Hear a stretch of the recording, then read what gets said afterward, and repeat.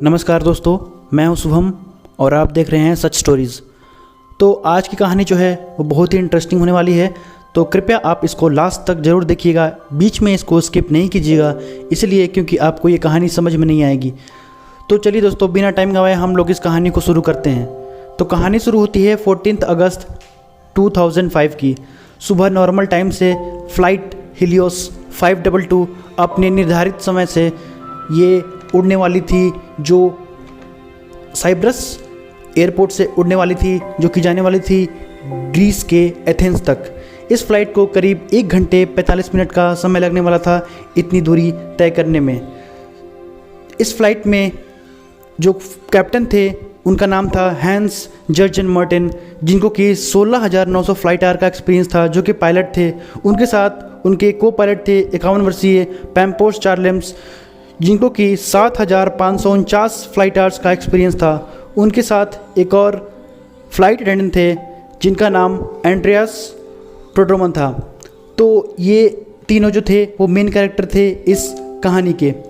तो फ्लाइट जो है अपने निर्धारित समय से 9:07 पर सुबह फ़्लाइट टेक ऑफ करती है, और ये जो है फ़्लाइट अपने नॉर्मल समय के हिसाब से उड़ने लगती है। फ़्लाइट में करीब कुल मिलाकर 121 यात्री थे, जिसमें से 115 जो थे नॉर्मल यात्री थे और 6 जो थे वो क्रू मेंबर थे, जिसमें मैंने जो 3 बताया किरदार वो थे, और बाकी 3 लोग जो थे वो फ्लाइट अटेंडेंट थे। तो ये फ़्लाइट नॉर्मली अपने उड़ान के 5 मिनट बाद यानी 9:12 पर 12,400 फीट की ऊंचाई पर पहुंच जाती है और नॉर्मल रूप से उड़ती है। तभी अचानक एक अलार्म बजने लगता है और फ्लाइट अटेंडेंट और जो फ्लाइट के कैप्टन थे और को पायलट थे वो लोग परेशान हो जाते हैं कि ये जो अलार्म है वो कैसे बज रहा है। तो वो लोग जांच पड़ताल करने लगते हैं, बट वो लोगों को कुछ नहीं मिलता है। तो वो लोग जो है तुरंत ही एटीसी को संपर्क करते हैं। तो जो एटीसी है उससे संपर्क करने के दौरान ही बहुत सारे अलग अलग जो है उनके कंट्रोल पैनल पे जो अलार्म रहता है वो बजने लगता है। तो ये जो अलार्म था वो टेक ऑफ कॉन्फ़िगरेशन का अलार्म था, जो पहला अलार्म बजा था। बट जाहिर सी बात है कि टेक ऑफ जो कॉन्फ़िगरेशन अलार्म है वो तभी बजता है जब जो प्लेन है वो ग्राउंड पे होता है। तो उन्होंने इसी दौरान एटीसी से कांटेक्ट किया, बट एटीसी जो है वो अच्छा से उनका आवाज़ को सुन नहीं पा रहा था, क्योंकि इतने सारे जो अलार्म बज रहे थे, इसके कारण उनकी जो है वॉइस एटीसी तक पहुंच नहीं पा रही थी। उसके बाद जो है सारे जो है उनके पार्ट्स एरोप्लेन के ओवरहीट होने लगे और उनका जो है मास्टर कॉन्फ़िगरेशन अलार्म भी बजने लगा, और फ्लाइट में जो है अफरा तफरी मच गई। वो लोग को समझ में नहीं आ रहा था कि क्या ये प्रॉब्लम हुआ है। वो लोग बार बार जो है एटीसी से संपर्क साध रहे थे और फ्लाइट में वो चेक कर रहे थे। इसी दौरान जो है प्लेन 18,000 फीट की ऊंचाई पर पहुंच गई, और ऐसा जो है वो उस कारण से जो सांस लेने की तकलीफ़ होने लगी सभी लोगों को, पैसेंजर भी जो थे उनको सांस लेने में तकलीफ़ होने लगी। तभी जो है जो ऑक्सीजन मास्क होता है वो पैसेंजर के पास रहता है, तो वो ऊपर से जो है वो गिर गया, और सारे पैसेंजर जो है उन्होंने इस ऑक्सीजन मास्क का सहारा लेके तत्कालीन के लिए सांस लेने लगे, और फ्लाइट जो है निर्धारित रूप से वो अपना ऊपर जा ही रहा था। तो ये फ़्लाइट को जो है वो लगने वाले थे 1 घंटा 45 मिनट टोटल अपने डेस्टिनेशन में पहुंचने के लिए।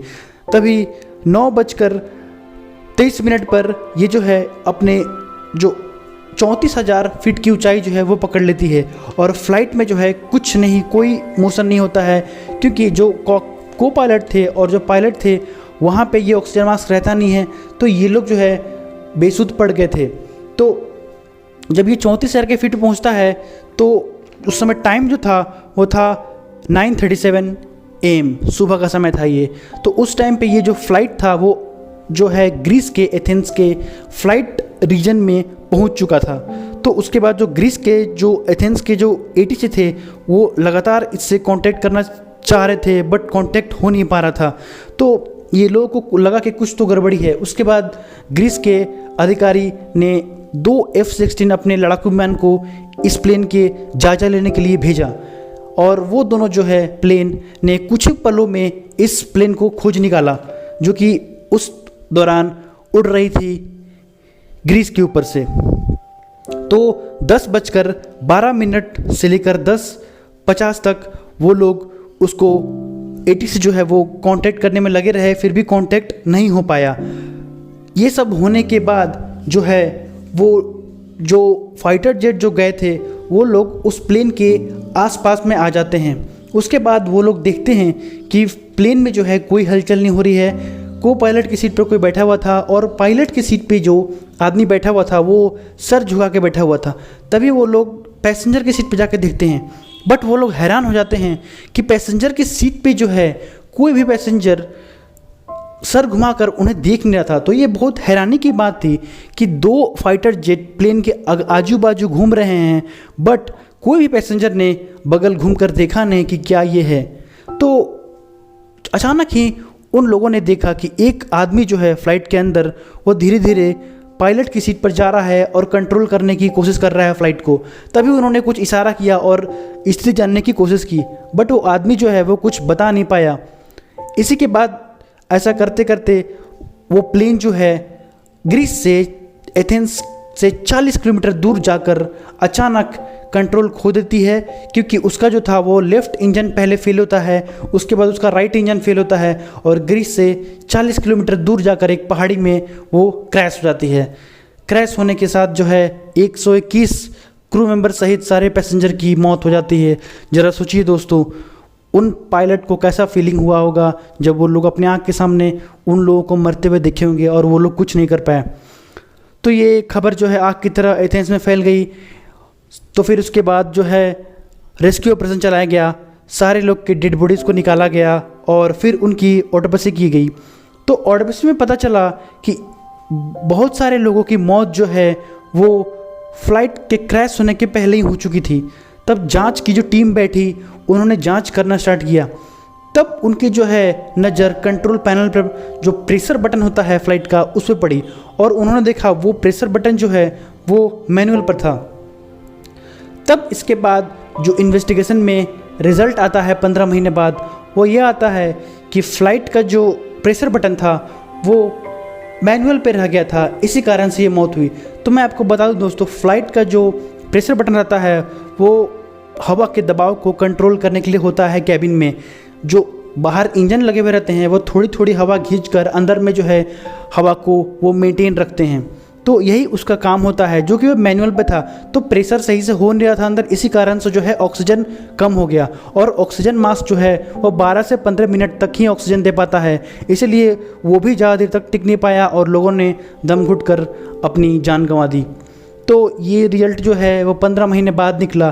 तो इसका कारण जो है वो कहाँ से हुआ, तो चलते हैं घटना से एक दिन पहले, जब ये फ़्लाइट अपने रूटीन चेकअप के दौरान एक सर्विस सेंटर में गया था। वहाँ के जो इंजीनियर लोगों हैं वो सारे कुछ रूटीन चेकअप करके ये जो प्रेशर बटन है उसको उन लोगों ने मैनुअल पर कर दिया।